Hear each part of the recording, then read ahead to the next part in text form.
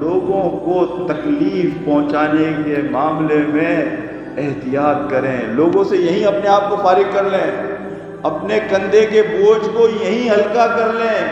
اگر کسی کو پریشان کیا ہے، کسی کا مال کھایا ہے، کسی کو تکلیف پہنچائی ہے، کسی کے بارے میں غلط بات کی ہے، کسی پہ تہمت لگائی ہے، کسی پہ الزام لگایا ہے، بخدا اس بوجھ کو اس دنیا میں ہلکا کر لیں۔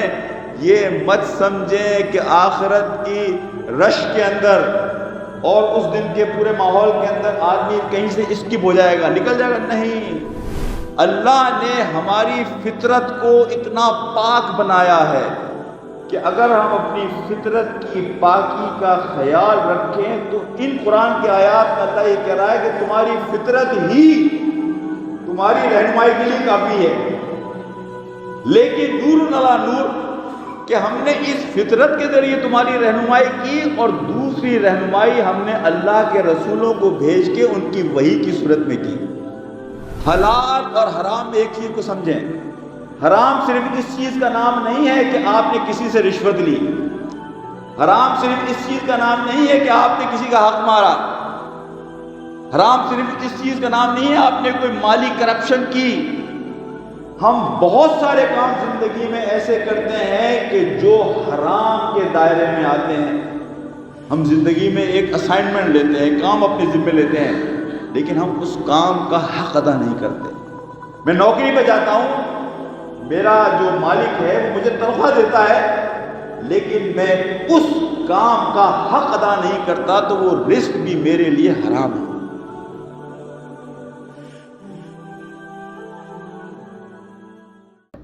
اعوذ باللہ من الشیطان الرجیم، بسم اللہ الرحمن الرحیم۔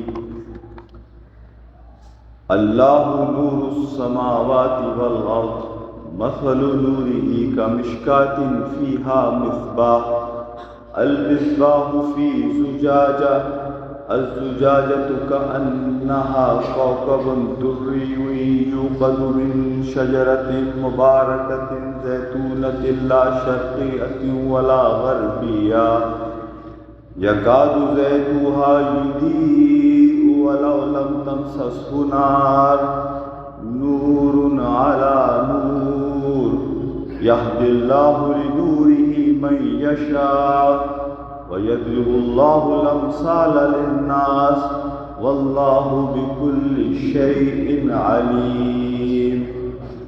رب اشرح لي صدری ويسر لي أمری واحلل عقدۃ من لسانی یفقہوا قولی۔ میرے انتہائی قابل احترام بھائیوں، دوستوں اور میرے ساتھیوں، ہمارے علماء اور بزرگوں نے ہماری آسانی کے لیے پورے دین الاسلام کو 4 حدیثوں میں سمرائز کر کے ہمارے سامنے اختصار کے ساتھ پیش کیا۔ تو انشاءاللہ آج کے اس خطبے میں آپ کے سامنے ان 4 حدیثوں کے ذریعے دین کا خلاصہ پیش کروں گا کہ یہ پورا دین ہے کیا۔ سب سے پہلی حدیث جو کہ تمام حدیث کی کتابوں کی پہلی حدیث ہے، انما الاعمال بالنیات، کہ اعمال کے جو نتائج ہیں، اس کا جو رزلٹ ہے، اس کا جو اجر ہے، اس کا انحصار آپ کی نیت پر ہے۔ اسی لیے کہا جاتا ہے کہ آپ کی نیت آپ کے کیے جانے والے عمل سے زیادہ بڑی ہو سکتی ہے،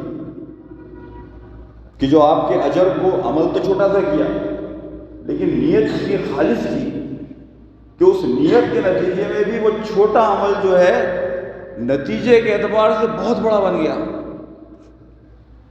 میں اکثر لوگوں کو سمجھاتا ہوں کہ ہم اپنے اعمال، دیکھیں ہم جو نیکی کرتے ہیں وہ نیکی کرنے میں آدمی کو بڑی مشکل ہوتی ہے۔ اتنا آسان نہیں ہے کہ آپ سب کچھ چھوڑ چھاڑ کے جمعے کی نماز میں سب سے پہلے آگے یہاں بیٹھ گئے۔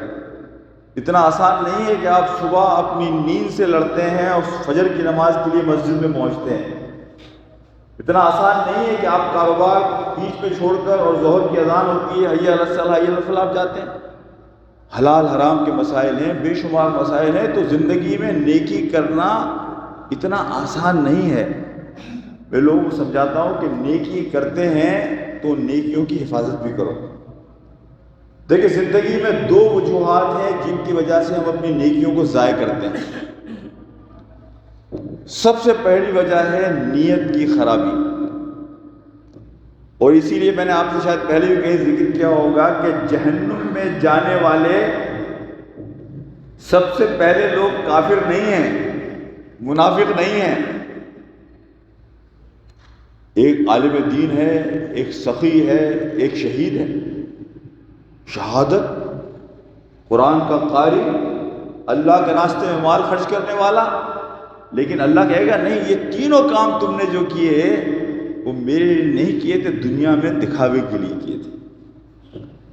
تو سب سے پہلی چیز جو انسان کے اعمال کو ضائع کرتی ہے وہ انسان کی نیت ہے.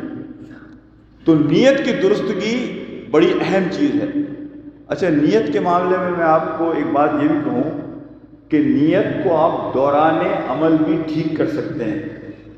یعنی ہو سکتا ہے ایک کام کا آغاز آپ نے غلط نیت سے کیا، لیکن آپ کو خیال آ گیا کہ بھئی یہ میری جو نیت تھی وہ ٹھیک نہیں تھی، اس کو دوران عمل بھی آپ ٹھیک کر سکتے ہیں. دوسری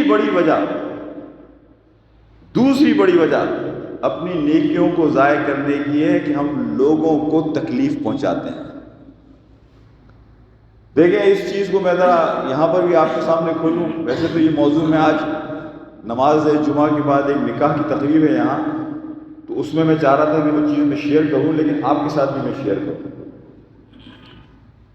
اس بات کو ذہن میں رکھ لیجئے، اگر آپ نے اس زندگی میں کسی کو تکلیف پہنچائی ہے اپنی زبان کے ذریعے، اپنے جسم کے ذریعے، اپنی باڈی لینگویج کے ذریعے، کسی بھی طریقے سے، کسی کا مال کھا کر، کسی کے بارے میں بد زبانی کر کسی بھی طریقے سے آپ نے کسی کو تکلیف پہنچائی ہے، خواہ وہ آپ کی بیوی ہے، خواہ وہ آپ کے بچے ہیں، خواہ وہ آپ کے ماں باپ ہیں، اللہ کی یہ سنت ہے، اللہ کا یہ نظام ہے کہ جب تک آپ اس کا حساب نہیں دیں گے آپ آگے نہیں بڑھ سکتے.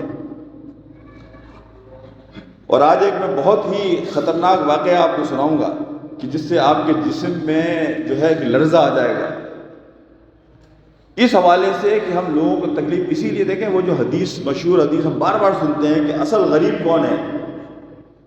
اصل غریب وہ ہے کہ جو بڑی نیکیوں کے ساتھ اس دن جائے گا اللہ کے حضور. لیکن وہ حدیث آپ سب نے سنی ہے، میں صرف اشارہ کر کے آگے بڑھوں گا.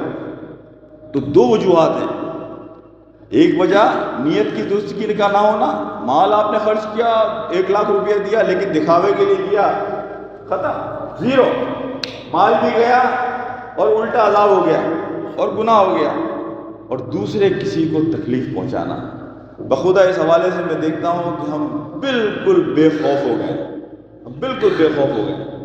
ہم دائیں بائیں لوگوں کو کندھے دے رہے ہوتے ہیں، ہم دائیں بائیں لوگوں کو کندھے مار کے گرا رہے ہوتے ہیں، ہم دائیں بائیں لوگوں کو تکلیف پہنچا رہے ہوتے ہیں. نہ ہم اپنی زبان کا خیال کرتے ہیں، نہ ہم یہ سمجھ رہے ہوتے ہیں کہ شاید کوئی پوچھنے والا ہی نہیں، یہ دنیا ایسی ہی چلتی رہے گی. اس حوالے سے میں آپ کو ایک حدیث سناتا ہوں جو میں نے پچھلے دنوں کئی پروگرامات میں سنائی ہے. حضرت سعد بن معاذ کی حدیث رضی اللہ تعالیٰ عنہ.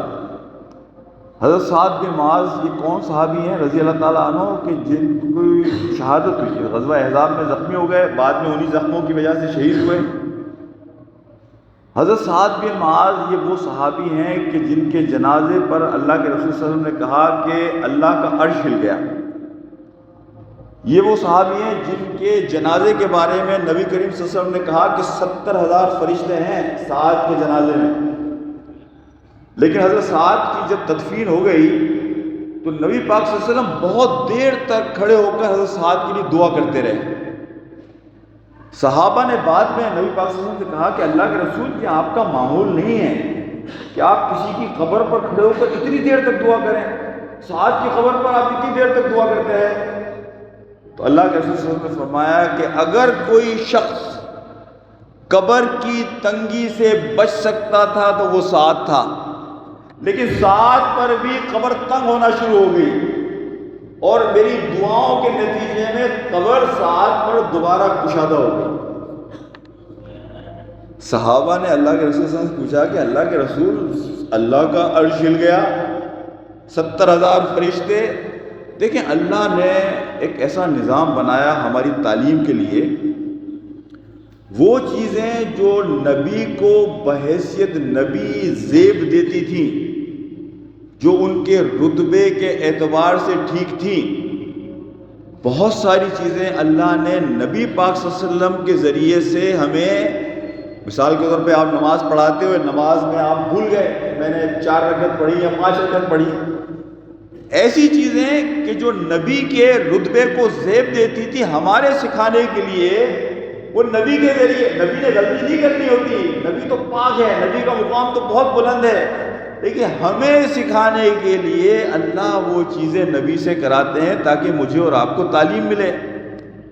لیکن بہت ساری ایسی چیزیں تھیں کہ جو نبی کے رتبے سے بہت گری ہوئی تھی، اللہ نے وہ صحابہ کی زندگی میں ہمارے سامنے لا کر ہماری تعلیم کا انتظام کیا۔ حضرت امام جعفر صادق نے اس حدیث کی تشریح کی، اس لیے کہ حضرت سعد بن معاذ تو بڑے نیک آدمی تھے، اور آپ کے علم ہوگا کہ مدینہ میں 2 قبیلے تھے، اوس اور خزرج، یہ اوس قبیلے کے سردار تھے۔ حضرت امام جعفر صادق کہتے ہیں کہ اصل بات یہ تھی کہ معاملہ یہ نہیں تھا کہ ان کے سے کوئی گناہ ہوا تھا، نہیں، معاملہ یہ تھا کہ چونکہ وہ قبیلے کے سردار تھے، جب اپنے گھر میں داخل ہوتے تھے تو گھر میں بھی شیروں کی طرح داخل ہوتے تھے۔ جو سردار ہوتا ہے نا، شیروں کی طرح اپنی بیوی کے ساتھ، ان کی زبان میں تلخی تھی، اپنی بیوی کے ساتھ تلخ زبان میں بات کرتے تھے، تو اللہ نے حضرت سعد کو بھی آگے نہیں جانے دیا جب تک کہ اپنا حساب کتاب سے وہاں فارغ کیا۔ حدیث تو بہت ساری حدیثوں کی کتابوں میں یہاں تک موجود ہے جو میں نے آپ کے سامنے بتائی۔ اللہ کے رسول کہہ رہے ہیں اگر کوئی قبر کی تنگی سے بچ سکتا تھا تو وہ سعد تھے، لیکن سعد پر بھی قبر تنگ ہونا شروع ہوئی۔ تو اس حوالے سے میں کہتا ہوں کہ لوگوں کو تکلیف پہنچانے کے معاملے میں احتیاط کریں، لوگوں سے یہیں اپنے آپ کو فارغ کر لیں، اپنے کندھے کے بوجھ کو یہیں ہلکا کر لیں۔ اگر کسی کو پریشان کیا ہے، کسی کا مال کھایا ہے، کسی کو تکلیف پہنچائی ہے، کسی کے بارے میں غلط بات کی ہے، کسی پہ تہمت لگائی ہے، کسی پہ الزام لگایا ہے، بخدا اس بوجھ کو اس دنیا میں ہلکا کر لیں۔ یہ مت سمجھیں کہ آخرت کی رش کے اندر اور اس دن کے پورے ماحول کے اندر آدمی کہیں سے اسکپ ہو جائے گا، نکل جائے گا، نہیں، اللہ کے نظام میں ہر چیز کا ریکارڈ موجود ہے، اور آپ آگے بڑھ نہیں سکتے جب تک کہ آپ اپنے حساب کتاب کو کلیئر نہیں کریں گے۔ یہاں میں ایک اور چیز سے آپ کو تھوڑا سا وارن کروں۔ شیطان اب آپ کے دل میں آئے گا کبھی اور کہے گا ارے تم مسجد جا رہے ہو نماز پڑھنے کے لیے، اصل میں تمہاری نیت جو ہے نا وہ مسجد میں جماعت سے پڑھنے کی اس لیے ہے کہ تم لوگوں کو دکھانا چاہتے ہو۔ شیطان انسان کے دل میں طرح طرح کے وسوسے ڈالتا ہے۔ کوئی بھی نیک کام کرنا آج کے خطبے کے بعد آپ کر رہے ہوں گے، آپ کہیں گے یار میری نیت شاید ٹھیک نہیں ہے، یہ شیطان کا وسوسہ ہے۔ اس حوالے سے میں آپ سے صرف ایک بات کہوں گا، جب بھی کسی نیکی کا ارادہ کریں اس نیکی کو کر گزریں، کبھی بھی رکیں نہیں، اپنی نیت کو ٹھیک کریں۔ اور میں نے کہا نا کہ دوران عمل بھی آپ اپنی نیت کو ٹھیک کر سکتے ہیں، اپنی نیت کو ٹھیک کریں، لیکن اس نیکی سے شیطان کے وسوسے میں آ کر اپنے آپ کو روکیں نہیں۔ دوسری حدیث جو میں آج آپ کے سامنے رکھوں گا اس حوالے سے، وہ حدیث ہے جس میں آپ صلی اللہ علیہ وسلم نے فرمایا کہ حلال بھی واضح ہے اور حرام بھی واضح ہے، درمیان میں ایک مشتبہ ایریا ہے، گرے زون ہے، مشتبہ کہ جو واضح نہیں ہے کہ حلال ہے حرام، لیکن تمہاری نیکی کی خوبصورتی یہ ہے اس آدمی نے اپنے ایمان کو بچا لیا کہ جو اس مشتبہ علاقے سے دور رہے۔ اور اس کا ہمارے نبی محترم نے ایسا نہیں ہے چیزوں کو ہوا میں چھوڑ دیا، ہمارے لیے پورا انتظام کیا۔ یہاں میں آپ کے سامنے ایک حدیث رکھتا ہوں۔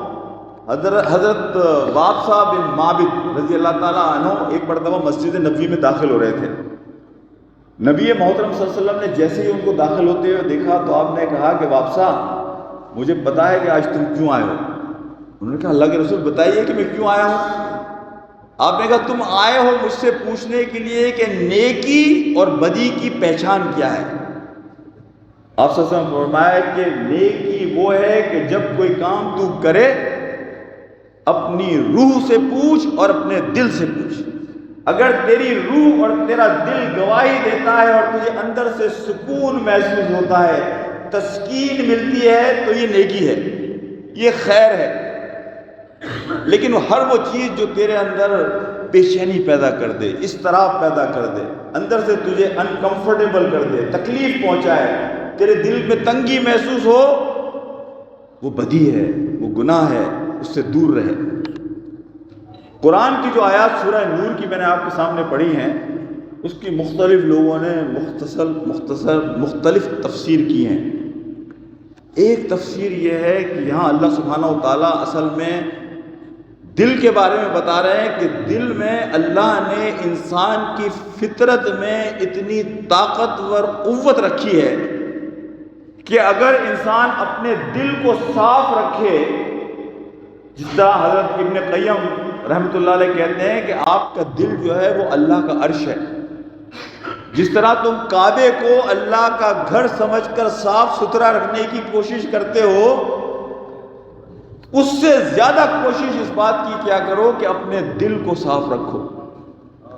دیکھیں ہم جب کعبے میں جاتے ہیں نا، میں چھوٹی سی بات یا ضمن کروں، ان کعبے کی دیواروں کو دیکھنے ہم نہیں جاتے، اصل میں تو ان کعبے کی دیواروں میں ہمیں اللہ نظر آ رہا ہوتا ہے۔ ہم وہاں اللہ کی تلاش میں جاتے ہیں، وہ اللہ کا گھر ہے۔ ہمیں معلوم ہے کہ اسی کعبے کے اوپر بیت المعمور ہے، وہ جگہ ہے کہ جہاں فرشتے مسلسل طواف کر رہے ہیں، اور جس طرح حدیث میں آتا ہے کہ فرشتے کو زندگی بھر دوبارہ طواف کا موقع نہیں ملتا، تو ہم اس کعبے میں اللہ کو دیکھ رہے ہوتے ہیں اور اللہ سے دعا کر رہے ہوتے ہیں کہ یا اللہ، جس طرح آج تو نے اپنے اس گھر میں ہمیں آنے کا موقع دیا اور طواف کا موقع دیا، ہمیں ایک دن توفیق دے کہ ہم بیت المعمور کا بھی دیدار کر سکیں اور اس کا طواف کر سکیں۔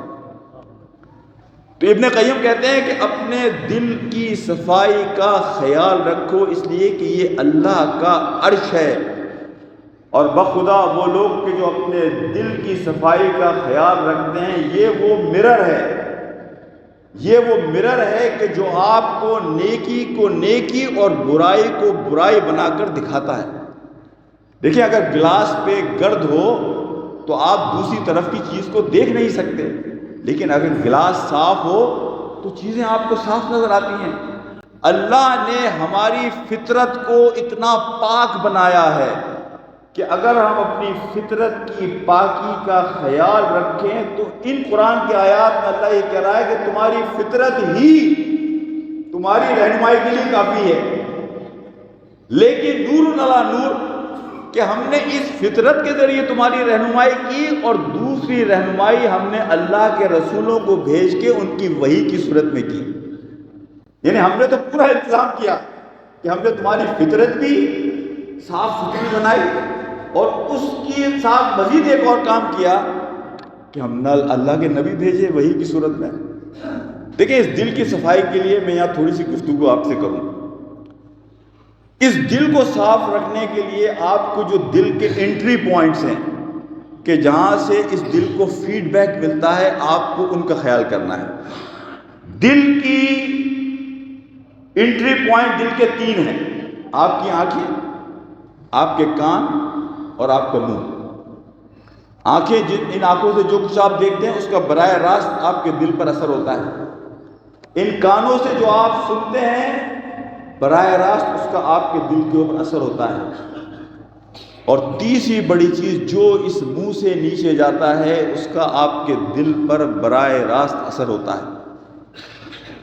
میں آپ کو یہ گارنٹی سے کہتا ہوں اور اگر آپ کو میری اس بات میں کوئی شک ہے تو اپنی زندگی میں جو لوگ موجود ہیں ارد گرد ان کی زندگیوں کا مشاہدہ کیجیے گا کہ وہ لوگ کہ جو اپنی نظروں کا خیال رکھتے ہیں، وہ لوگ کہ جو اپنی سماعت اور بصارت، اپنے دیکھنے کا اور اپنے کانوں کا خیال رکھتے ہیں اور اپنے رزق کا خیال رکھتے ہیں، ان لوگوں کو زندگی میں ہمیشہ آپ خوش دیکھیں گے۔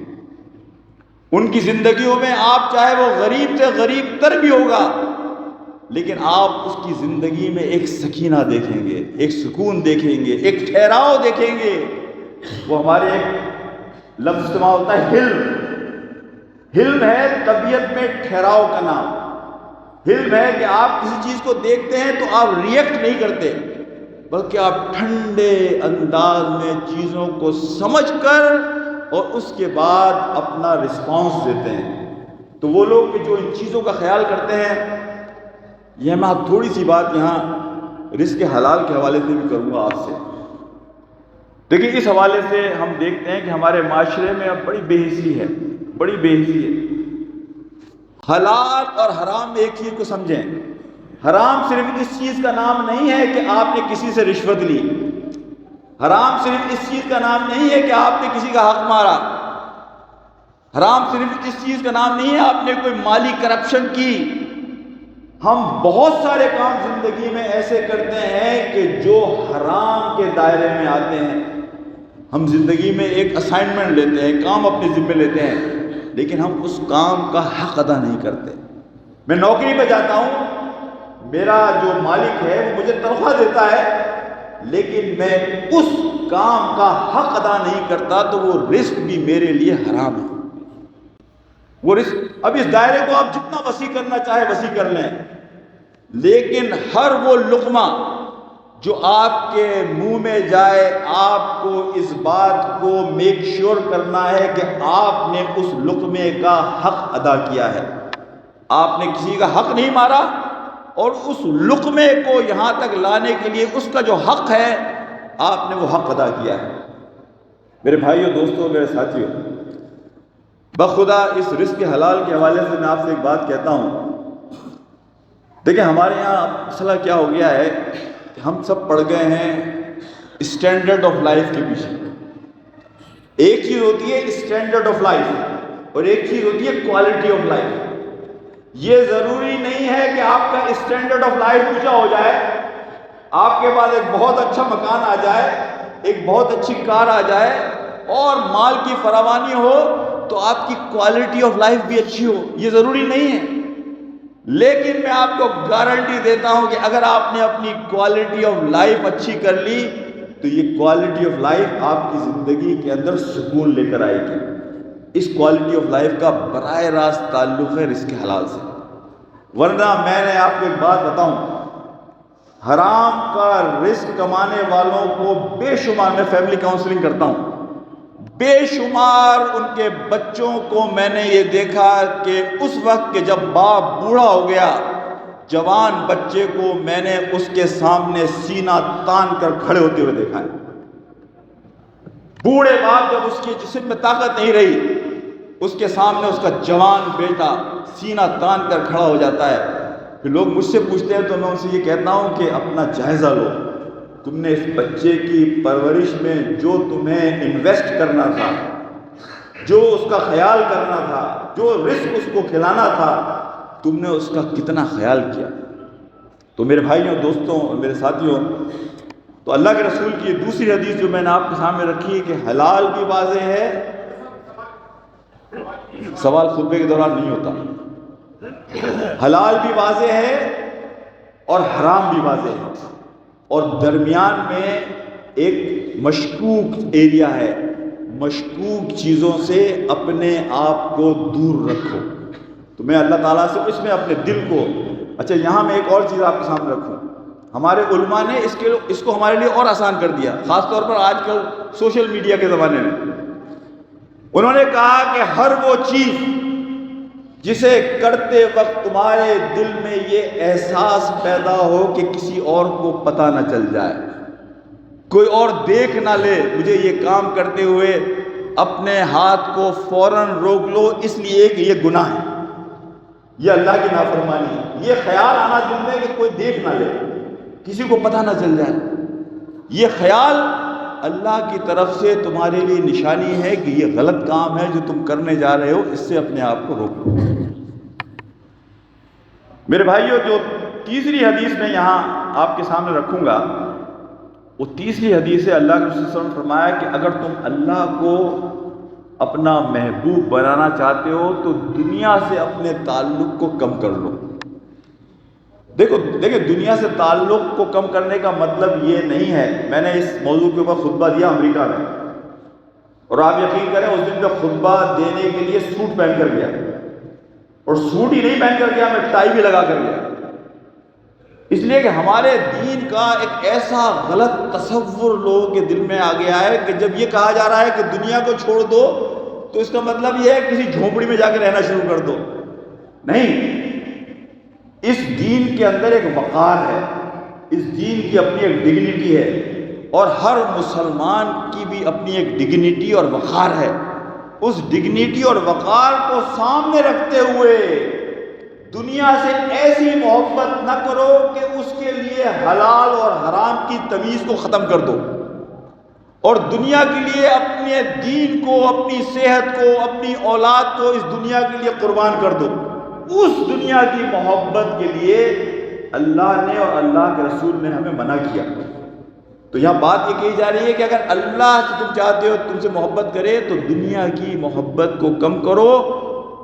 اب اس حدیث کا دوسرا حصہ سنیں آپ۔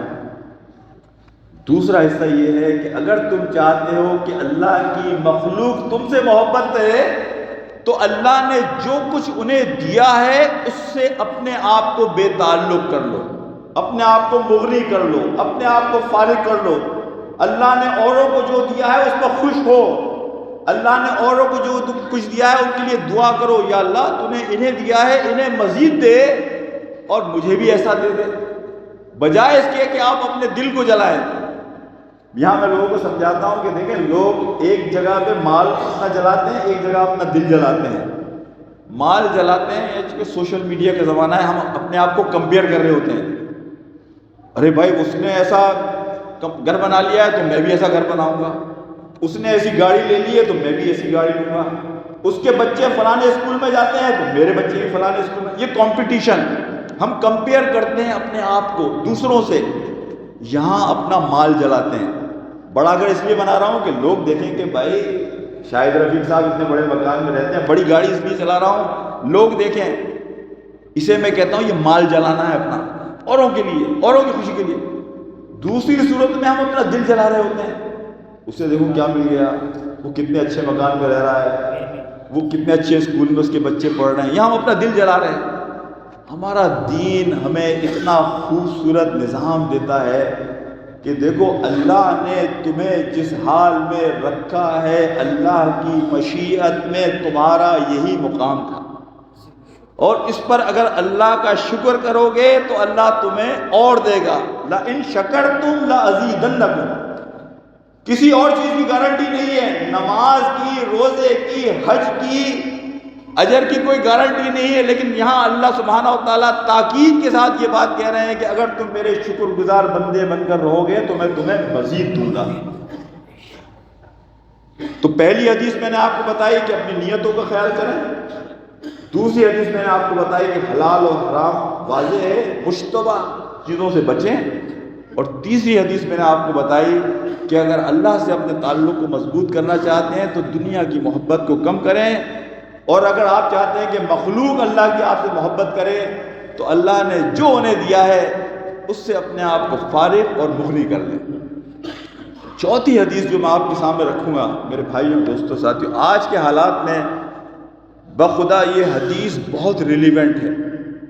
1400 سال پہلے، 1400 سال پہلے میرے نبی محترم صلی اللہ علیہ وسلم نے جو ہماری رہنمائی فرمائی، ہماری بدقسمتی یہ ہے کہ ہم ان حدیثوں سے وہ فائدہ اٹھاتے ہی نہیں ہیں۔ ہمارے ساتھ معاملہ یہ ہوا ہے کہ دین بھی ہمیں سمجھایا گیا تو اس انداز میں سمجھایا گیا کہ بس ہم دین کے جو ظاہری ریچولز ہیں ان میں اپنے آپ کو ڈال کر ہم سمجھتے ہیں کہ ہم فارغ ہو گئے، ہم نے نماز پڑھ لی، ہم فارغ ہو گئے، ہم نے تھوڑا سی تسبیح کر لی، یہاں میں امام زین العابدین کا ایک قول آپ کو بتاؤں. امام زین العابدین نے ایک بات کہی، انہوں نے کہا کہ ذکر کا میں تمہیں بتاؤں کہ ذکر کیا ہے. میں یہ نہیں کہتا کہ ذکر نام ہے سبحان اللہ کہنے کا اور الحمدللہ کہنے کا اور اللہ اکبر کہنے کا. اصل ذکر یہ ہے کہ جب خیر اور شر تمہارے سامنے آئے، نیکی اور بدی تمہارے سامنے آئے، اس وقت تم نیکی کو اختیار کرو اور خیر کے ساتھ کھڑے ہو جاؤ. یہ ہے ذکر. حلال اور حرام سامنے آ گیا، ایک طرف حرام ہے ایک طرف حلال ہے. آپ نے کہا نہیں، میرے اللہ کا حکم ہے کہ مجھے حرام کمانا نہیں ہے. آپ نے اس وقت فیصلہ کیا کہ میں حلال کماؤں گا. یہ اللہ کا ذکر ہے. ذکر نام ہے اللہ کو یاد رکھنا. تقوی نام ہے اللہ کی موجودگی کے احساس کو ہر وقت اپنے ساتھ رکھنا. اسی لیے امام ابو حنیفہ رحمۃ اللہ علیہ کا ایک قول ہے، انہوں نے کہا کہ میں نے خانہ کعبہ کے سامنے احرام کی حالت میں ایک آدمی کے دل کو اللہ سے غافل پایا. احرام کی حالت میں خانہ کعبہ میں موجود آدمی کے دل کو اللہ کی یاد سے خالی پایا، غافل پایا. اور ایک آدمی بصرہ کے بازار میں اپنی دکان پر کاروبار کر رہا تھا، خانہ کعبہ میں نہیں تھا، احرام میں نہیں تھا، لیکن اس کے دل میں نے اللہ کو موجود پایا. یہ ہے ذکر. یہ ہے اصل ذکر کہ جب پریکٹیکلی آپ کے سامنے ایک سچویشن آئے، you are at the cross road, آپ ایسے جنکشن پہ کھڑے ہوئے کہ آپ کو فیصلہ کرنا ہے کہ مجھے اللہ کا ساتھ دینا ہے یا مجھے شیطان کا ساتھ دینا ہے. آپ وہاں یہ فیصلہ کرتے ہیں کہ میں اللہ کا ساتھ دوں گا. یہ ہے اللہ کا اصل ذکر. ورنہ مسجد میں بیٹھ کے اگر میں کرتا رہوں سبحان اللہ اور جب ایسی سچویشن آئے میں شیطان کے ساتھ کھڑا ہو جاؤں تو یہ اللہ کے ذکر کے ساتھ مذاق نہیں ہے تو اور کیا ہے. چوتھی حدیث جو میں آپ کو بتا رہا تھا کہ دین کا خلاصہ 4 حدیثوں میں بیان کیا گیا. چوتھی حدیث جو آج کے لحاظ سے بڑی کام کی حدیث ہے. اللہ کے رسول صلی اللہ علیہ وسلم فرمایا کسی انسان کے دین کی خوبصورتی اس میں ہے کہ وہ لا یعنی چیزیں، وہ بے معنی چیزیں جس سے نہ دنیا کا کوئی فائدہ ہو رہا ہو نہ آخرت کا کوئی فائدہ آ رہا ہو، انسان انہیں چھوڑ دے. نہ دنیا کا فائدہ نہ آخرت کا فائدہ، لا یعنی 5 دن کا کرکٹ میچ ہو رہا ہے، ٹیسٹ میچ. اب سارے لوگ اپنے کاروبار کو چھوڑ کے گھر کو چھوڑ کے باہر بیٹھے ہوئے ہیں ٹی وی کے سامنے. بے شمار محفلیں ہیں جن میں ہم جا کر بیٹھتے ہیں، نہ دنیا کا فائدہ نہ آخرت کا فائدہ. میں اپنے ینگسٹرز کو، یہ یوتھ ہے، انہیں یہ بات کہتا ہوں، گھنٹوں سوشل میڈیا پہ ضائع کر رہے ہیں، فیس بک کے پیج کے بعد پیج کے بعد پیج کے بعد، نہ دنیا کا فائدہ. ارے بھائی اس عرصے میں کوئی اسکل سیکھ لیتے، کوئی اچھی کتاب پڑھ لیتے، کوئی قرآن کی تلاوت کر لیتے. اس لیے کہ میں آپ کو ایک بات بتاؤں، یہاں جنت، آپ کی جو جنت ہے وہ بنجر زمین ہے. آپ کی جو جنت ہے وہ بنجر زمین ہے. آپ جو اعمال اس زندگی میں کریں گے ان اعمال کا نتیجہ آپ وہاں دیکھیں گے. وہ جو درخت وہاں ہوں گے، وہ جو نہریں وہاں ہوں گی، وہ آپ کے اعمال کے نتیجے میں وہاں پیدا ہوں گی. اسی لیے ایک حدیث میں آتا ہے کہ بعض اوقات جنت کے فرشتے جو جنت کو ڈیکوریٹ کر رہے ہوتے ہیں وہ کئی دن فارغ بیٹھے رہتے ہیں. تو دوسرے فرشتے ان سے پوچھتے ہیں کہ بھائی تو کام نہیں کر رہے؟ تو کہتے ہیں بھائی جو اس جنت کا حقدار ہے وہ آگے بھیج ہی نہیں رہا، وہ آگے کوئی اعمال بھیج ہی نہیں رہا، تو اب ہم یہاں کیا کریں؟ تو یہ بات ذہن میں رکھیے کہ وہ جنت آپ کو یہاں بنانی ہے. یہاں کام کریں گے تو وہاں جا کر کلوا واشربوا ہنیئا بما اسلفتم فی الایام الخالیہ، ان ایام الخالیہ میں آپ جو کام کریں گے، عمل کریں گے، اس کا نتیجہ آپ اس جنت کے اندر وہاں دیکھیں گے.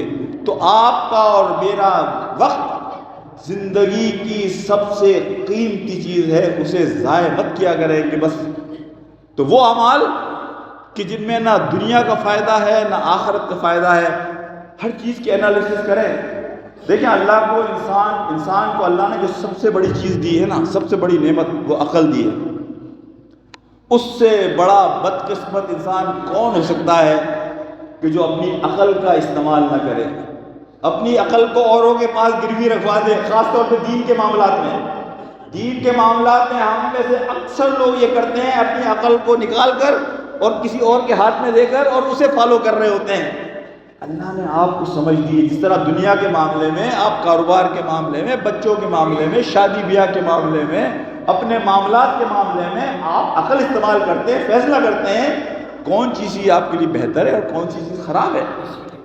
دین کے معاملے میں بھی اپنی عقل کا استعمال کریں کہ کون سی چیز آپ کے لیے بہتر ہے اور کون سی چیز آپ کے لیے خراب ہے۔ میں اپنی گفتگو کو سمیٹتے ہوئے آخر میں ایک سے بات کروں گا آپ سے۔ اقبال کا ایک شعر بھی ہے، میں آپ کو سناؤں اس دنیا کے حوالے سے۔ اقبال کیا کہتا ہے؟ اقبال کہتا ہے، نہ ڈھونڈ اس چیز کو تہذیب حاضر کی تجلی میں۔ یہ جو سکون ہے نا انسان کا، یہ جو پیس آف لائف ہے، یہ جو کوالٹی آف لائف ہے، اس کے بارے میں اقبال کہہ رہا ہے کہ نہ ڈھونڈ اس چیز کو، اپنے سکون کو تہذیب حاضر کی تجلی میں۔ یہ جو گلٹر ہے، یہ جو چمک ہے دنیا کی، اس میں مت تلاش کر اپنے سکون کو کہ پایا میں نے استغنا میں معراج مسلمانی۔ اصل معراج جو ہے مومن کی، وہ میں نے پائی استغنا میں، کنٹینمنٹ میں، اپنے آپ کو مغنی کرنے میں، اللہ نے جو دیا ہے اس پر راضی ہونے میں، اللہ نے جس طرح رکھا ہے اس پر اپنے آپ کو راضی رکھنے میں، کنٹینمنٹ میں، اغنا میں، مغنی ہونے میں۔ اس میں اصل میں انسان کا سکون ہے، اسی میں انسان کا سکینہ۔ اسی لیے کہا جاتا ہے کہ اصل غریب اور اصل امیر تو دل کا غریب اور دل کا امیر ہوتا ہے۔ آخر میں آپ کو ایک بات کہوں میرے بھائیوں، دوستوں اور میرے ساتھیوں، جس وقت میری اور آپ کی اس دنیا میں آنکھیں بند ہو رہی ہوں گی، ہمارے آخری لمحات ہوں گے، دنیا سے ہم جا رہے ہیں، موت کا فرشتہ بالکل کھڑا ہوا ہے ہماری روح کو قبض کرنے کے لیے، ان لمحات میں اس دنیا میں گزاری جانے والی زندگی کی ایک جھلکی آپ کو دکھائی جائے گی، جس میں پوری جو زندگی آپ نے 40 سال 50 سال کی گزاری ہے وہ بالکل چند سیکنڈ میں آپ کی نظروں کے سامنے لائی جائے گی۔ کوشش یہ کریں کہ جب آپ اپنی زندگی کی کتاب کا آخری چیپٹر لکھ رہے ہیں اور وہ لمحات میں آپ کے سامنے آپ کی زندگی دکھائی جا رہی ہے، تو آپ فخر سے یہ بات کر سکیں کہ میں نے بہت اچھی زندگی گزاری ہے۔ آپ یہ اپنے دل سے کہہ سکیں کہ میں آج مطمئن ہوں کہ میں نے ایک اچھے مسلمان والی زندگی گزاری، اور میں امید کرتا ہوں کہ اللہ مجھے کامیاب کر دے گا۔ اور یہ فرشتے جب میری روح قبض کریں گے تو یہ کہیں گے، یا ایتھا النفس المطمئنہ ارجعی الی ربک راضیۃ مرضیہ فادخلی فی عبادی فادخلی جنتی۔ ہے میرے بندے، تو نے اپنے حصے کا کام کیا، 40 سال 50 سال 60 سال اللہ نے دیے تھے، تو نے کام اچھے کیے، کلوا واشربوا ہنیئا بما اسلفتم فی الایام الخالیہ۔ اب آگے کے لیے سکون ہی سکون ہے، رحمتیں ہی رحمتیں ہیں۔ واللہ ہمیں نہیں پتا ہم قبر میں کتنے سال ہوں گے، ہو سکتا ہے 1 لاکھ سال آپ اور میں قبر میں ہوں، ہو سکتا ہے کہ 10 لاکھ سال ہم اور آپ قبر میں ہوں۔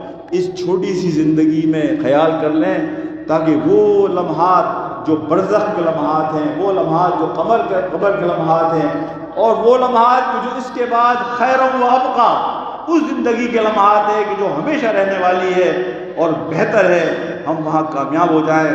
السلام علیکم ورحمۃ اللہ وبرکاتہ۔